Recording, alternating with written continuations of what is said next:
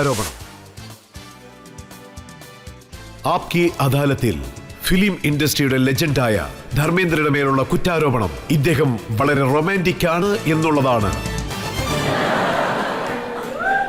Dharmendra sir, പെൺകുട്ടികൾ താങ്കളുടെ photo തലേണയുടെ അടിയിൽ വെച്ച് ഉറങ്ങാറുണ്ടെന്ന് ഞാൻ കേട്ടിരുന്നു. അത് സത്യമാണോ? ഞാനും കേട്ടിട്ടുണ്ട്. പക്ഷേ താങ്കളുടെ സൗന്ദര്യത്തെ പ്രശംസിച്ചിരിക്കുന്നു. ജയാ ബച്ചൻ ആണെങ്കിൽ താങ്കളെ ഗ്രീക്ക് ഗോഡ് എന്നാണ് വിളിച്ചത്. ദിലീപ് കുമാറിനെ പോലുള്ളൊരു ലെജൻഡ് താങ്കളെ ഹീ മാൻ എന്നാണ് വിളിച്ചത്. അതെ, എല്ലാരും അഭിനന്ദിക്കാറുണ്ട്.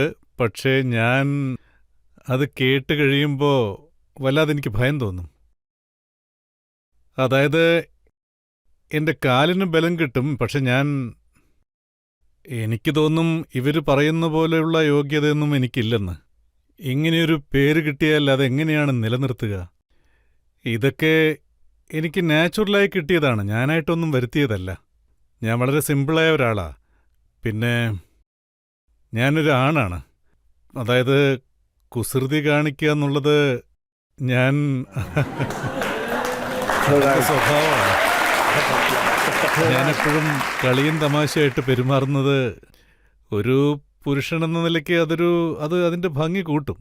ഹിന്ദി ഫിലിം ഇൻഡസ്ട്രിയിൽ താങ്കളോടൊപ്പം വർക്ക് ചെയ്യാത്ത ഹീറോയിൻസ് വളരെ കുറവാണ്. മീന കുമാരി, ഷർമിള ടാഗോർ, മുംതാജ്, ഒരു വലിയ ലിസ്റ്റ് തന്നെയുണ്ട്. സീനത്ത് അമ്മൻ, വല്ല പേരും ഞാൻ വിട്ടുപോയോ? ഇനിയും ഒരുപാടുണ്ട്. എനിക്ക് ആരോ ഒരാള് ഒരു ലെറ്റർ അയച്ചിട്ടുണ്ട്. അതിലെന്താന്ന് വെച്ചാ, അതായത് ഐ വർക്ക് വിത്ത് 70 ഹീറോയിൻസ്. അങ്ങനെയാണോ? എന്നിട്ട് ഞാനതിൻ്റെ ലിസ്റ്റ് എഴുതാൻ തുടങ്ങുമ്പോൾ എനിക്കത് മറന്നുപോകും. എനിക്ക് മറവി കുറച്ച് കൂടുതലാണ്. എനിക്ക് ശരിക്കും ഓർമ്മയില്ല.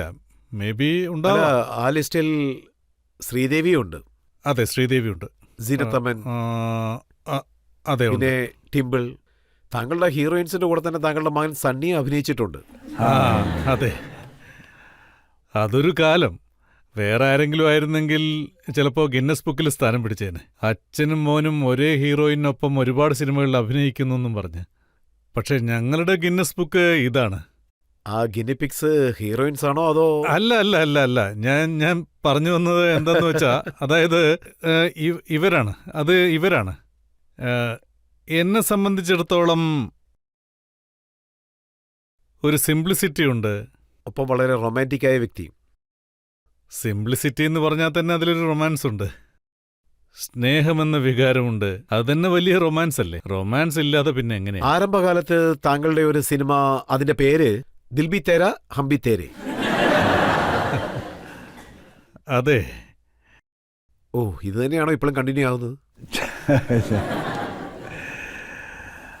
पी शराब बेहिसाब न रखा माशकों का हिसाब, संभाला किसे नहीं गिरने किसे दिया, मुझे मिला मेरी वफाओं का सवाब.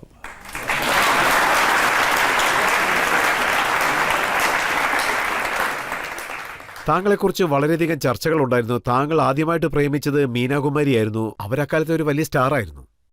അല്ല, പ്രണയമൊന്നും ഉണ്ടായിരുന്നില്ല. പക്ഷേ ഞാൻ അവരുടെ ഫാനായിരുന്നു. വലിയ സ്റ്റാർ ആയിരുന്നു. ഞാനപ്പോൾ തുടക്കമായതുകൊണ്ട് ഞാൻ അവരെ നോക്കിക്കൊണ്ടേയിരിക്കും. ഒരു ഫാനും സ്റ്റാറും തമ്മിലുള്ള ബന്ധത്തെ പ്രണയം എന്ന് പറഞ്ഞാൽ അങ്ങനെ ആയിക്കോട്ടെ. അവർ താങ്കൾക്ക് കവിതയൊക്കെ പാടിക്കൊടുത്തോ? അല്ല, കവിത ശരിക്കും പറഞ്ഞാൽ 2001 ശരിക്കും ഞാനൊരു കവിയാണെന്ന് എനിക്ക് തന്നെ തോന്നിയത്. ആരും ഒന്നും പറഞ്ഞു തന്നൊന്നുമല്ല, എല്ലാം ഉള്ളിന്ന് വരണം. അതങ്ങനെ വന്നു. എനിക്കതേ പറയാനുള്ളൂ. അതിനുശേഷം അവർ താങ്കൾക്ക് മദ്യപിക്കാൻ പഠിപ്പിച്ചു? ഏയ്, ചാൻസ് ഇല്ല. അതായത് എനിക്ക് ലേഡീസ് കുടിക്കുന്നത് ഒട്ടും ഇഷ്ടമല്ല. അവർ ഗ്ലാസ് പിടിച്ചിരിക്കുന്നത് കാണാൻ എനിക്കിഷ്ടമല്ല. എന്തുകൊണ്ടാണെന്നറിയില്ല. അതായത് സ്ത്രീ എന്ന് വെച്ചാൽ അവർ ഇങ്ങനെയൊക്കെ ആവണമെന്നുള്ളൊരു ചിത്രം എൻ്റെ മനസ്സിലുണ്ടായിരുന്നു. അതായത് നമ്മുടെ സംസ്കാരവും ആചാരങ്ങളും ഒക്കെ ഉണ്ടല്ലോ. അതായത് just look at them and അവരങ്ങനെ ഗ്ലാസ്സുമായിരിക്കുന്നത് ഒട്ടും ശരിയല്ല.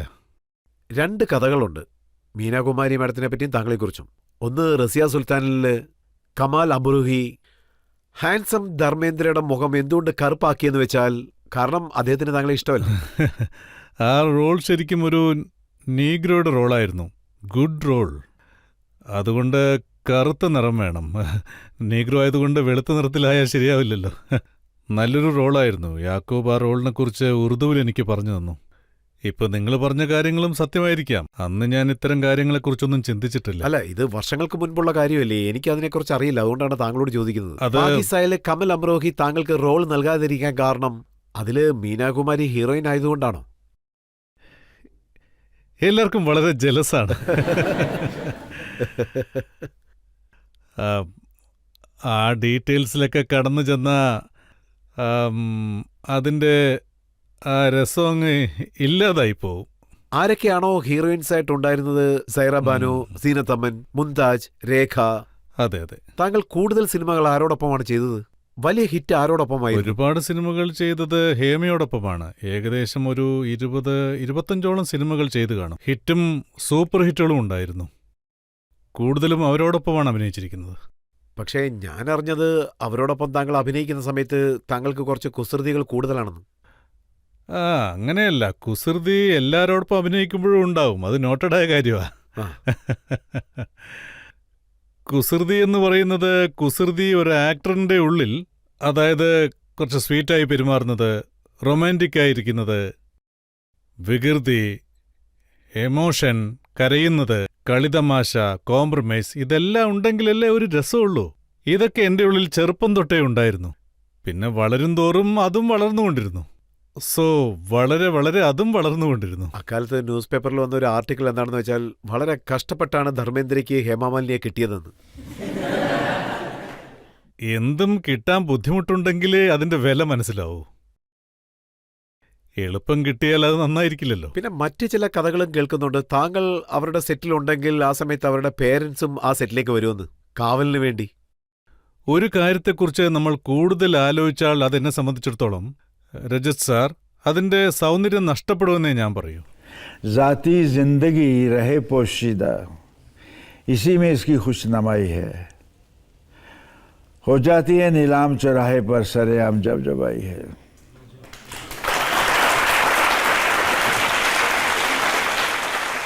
ഒരു കാര്യം ഞാൻ കേൾക്കാൻ ആഗ്രഹിക്കുകയാണ്. അതായത് ഇതിനെക്കുറിച്ച് പല സ്ഥലങ്ങളിലും ഞാൻ വായിച്ചു, ഏത് ക്യാമറമാൻ ആണെങ്കിലും അയാളെ താങ്കൾക്ക് അനുയോജ്യമായി മാറ്റുമെന്ന്. അവരുടെ അടുത്ത് ഞാൻ ചെവിയിൽ കൈവയ്ക്കുകയാണെങ്കിൽ റീടേക്ക്, മൂക്കിൽ കൈവച്ചാൽ ടേക്ക് ഓക്കെ എന്ന്. ഒരുപാട് സ്ഥലങ്ങളിൽ ഒരുപാട് കാര്യങ്ങൾ ചെയ്യാനുണ്ടാവും. പല സ്ഥലത്തും ചെയ്തിട്ടുണ്ട്. ഞാൻ അന്ന്, എനിക്കെല്ലാം ഒരു തമാശയായിരുന്നു. അതായത് ഞാൻ ശരിക്കും സ്വീറ്റായിട്ടേ വികൃതി കാണിക്കൂ. ഡേർട്ടി ആയിട്ടുള്ള കുസൃതിയൊന്നും ഞാൻ കാണിക്കാറില്ല. ഡേർട്ടി കുസൃതി കാണിക്കുന്നവര് അവര് ശരിക്കും സാഡിസ്റ്റുകളായിരിക്കും. ഞാൻ ശരിക്കും ഇമോഷണൽ ആൻഡ് സത്യസന്ധനായ ഒരു കുസൃതിക്കാരനായിരുന്നു. എങ്ങനെയുള്ള കുസൃതികളാണ് ചെയ്തത്? അതിപ്പോ നിങ്ങൾ എണ്ണിയില്ലേ, അതുപോലെ തന്നെ. താങ്കൾ രേഖാ മേഡത്തിനൊപ്പം നിറയെ സിനിമയിൽ അഭിനയിച്ചിട്ടുണ്ട്. ആ എക്സ്പീരിയൻസിനെ കുറിച്ച് ഒന്ന് പറയാമോ സാർ? അവരെന്റെ ഒരു നല്ല ഫ്രണ്ടാണ്. ആ ഒരു ഫ്രണ്ട്ഷിപ്പിന്റെ ആഴം കൂടുന്നതനുസരിച്ച് എത്ര കാലം കഴിഞ്ഞാലും എവിടെ വെച്ച് കണ്ടാലും ഫ്രണ്ട് തന്നെയാണ്.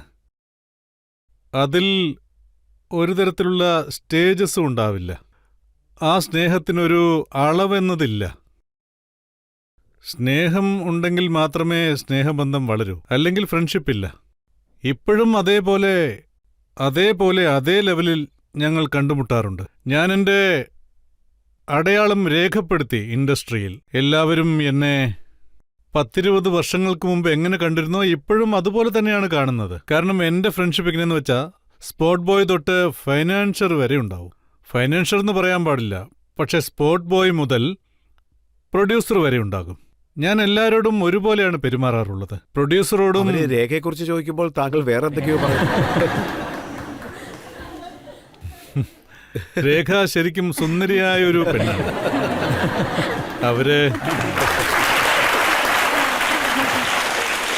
അവരവരുടെ സൗന്ദര്യം നന്നായി മെയിൻറ്റെയിൻ ചെയ്യുന്നുണ്ട്. അതായത് ഇപ്പോഴും അവരെ കാണാൻ എന്തൊരു സുന്ദരിയാണ്. അതുകൊണ്ട് ഞാനും അവരെപ്പോലെ ആവാൻ ശ്രമിച്ചിട്ടുണ്ട്. മാച്ച് ആവോ ഇല്ലയോ, അതോ അവർക്ക് എന്നെക്കാളും സൗന്ദര്യം കൂടുമോ, അതുകൊണ്ട് എൻ്റെ കാര്യത്തിൽ ഞാൻ ശ്രദ്ധിക്കും. അതായത് she's the always a human nature, love to be live admire. നിങ്ങൾക്കും ഇതുപോലുള്ള ചിന്തകളുണ്ടാവും, നമുക്ക് സൗന്ദര്യം വേണമെന്നുള്ളത്. നമ്മളെ ആരെങ്കിലും നോക്കുമ്പോൾ നമ്മുടെ പെരുമാറ്റം നന്നായിരിക്കണം, നമ്മുടെ ആംഗ്യഭാഷ നന്നായിരിക്കണം. ഇത് ഹ്യൂമൻ നേച്ചറാണ്. അതൊരു കാലത്തും മാറില്ല. അത് ശരിക്കും വളരെ നല്ല കാര്യമാണ്. അതുകൊണ്ടാണ് ഒരു മനുഷ്യൻ തന്നെത്താൻ മെയിൻറ്റെയിൻ ചെയ്യുന്നത്.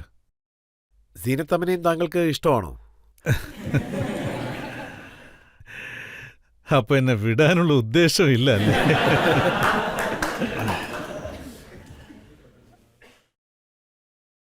നിങ്ങളെന്നെ ഓപ്പൺ ബുക്ക് ആക്കുമെന്ന് തോന്നുന്നില്ല. എല്ലാവരും എനിക്ക് എൻ്റെ നല്ല ഫ്രണ്ട്സാണ്. ശരിക്കും വളരെയേറെ ടൈം സ്പെൻഡ് ചെയ്തിട്ടുണ്ട് എല്ലാവരുമായും. അതിലെനിക്ക് സന്തോഷമേ ഉള്ളൂ. മുംതാജിനൊപ്പമുള്ള താങ്കളുടെ ജോഡിയും വളരെ നന്നായിരിക്കുന്നു. മാമ ബസാർ also great. She's a nice lady. ഇപ്പോൾ കാലാവസ്ഥ വളരെ മോശമാണ്. സോ അന്ന് കാലാവസ്ഥ കുഴപ്പമില്ലായിരുന്നു. കാലാവസ്ഥ സത്യത്തിൽ മോശമായിട്ട് മാറൂ. നിങ്ങൾ ഡയറക്റ്റായിട്ട് വരികയാണല്ലോ. നിങ്ങൾക്കത് എങ്ങനെ വേണമെങ്കിലും എടുക്കാം. ഓരോ കുറ്റവും പറഞ്ഞു തന്നെ അറിയണമെങ്കിൽ പിടിക്കുന്നവർക്ക് പിടികൂടാൻ ബുദ്ധിമുട്ടുണ്ടാവില്ല. അങ്ങനെയെങ്കിൽ അനായാസം നിങ്ങൾക്കെന്നെ അറസ്റ്റ് ചെയ്യാൻ സാധിക്കും. പക്ഷേ താങ്കളെ ജനങ്ങൾ എപ്പോഴോ സ്നേഹം കൊണ്ട് അറസ്റ്റ് ചെയ്തു കഴിഞ്ഞു. അത് സത്യമാണ്. ആ അറസ്റ്റിന്റെ പേരിൽ ഞാൻ എല്ലാവരോടും കടപ്പെട്ടിരിക്കുന്നു. എപ്പോഴും ഞാൻ അറസ്റ്റ് ചെയ്യപ്പെടാൻ ആഗ്രഹിക്കുന്നു.